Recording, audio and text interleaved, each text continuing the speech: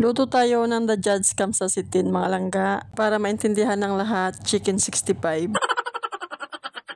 Marinate muna natin tong manok. Lalagyan natin ng bawang at luya, Arabic spices, gaya ng turmeric, paprika, curry powder, cumin powder, coriander powder, salt and pepper, at chili powder. Maglalagay din tayo ng plain yogurt. Mamassage natin sa manok para kumapit yung ating pampalasa. Naglagay rin pala ako dito ng konting food color, pampakulay. Dahil kung napapansin nyo sa restaurant kapag kakain kayo, yung kulay ng chicken 65 ay pula, na kung titingnan mo parang sobrang anghang. Alam nyo ba mga langga, nung unang luto ko nito ay pumatok agad sa panlasa ng mga laga ko. Wadyo dilo daw, mas masarap pa daw kaysa restaurant. Marinate muna natin to ng 1 or 2 oras bago natin iprito.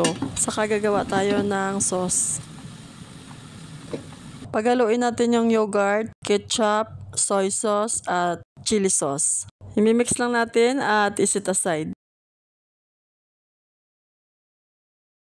Then magisa lang tayo ng bawang, siling haba, bell pepper at curry leaves.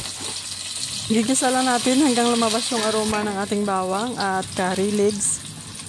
Saka ilalagay natin yung sauce na ginawa natin kanina. Ilalagay na rin natin yung mga pinaritong manok. Haluin lang natin para kumapit yung sauce sa manok. At kapag nagmamantika na, papatayin lang natin yung apoy. Maglalagay lang tayo ng spring onion on top at ready to serve na ito. Maraming salamat sa panonood mga palangga.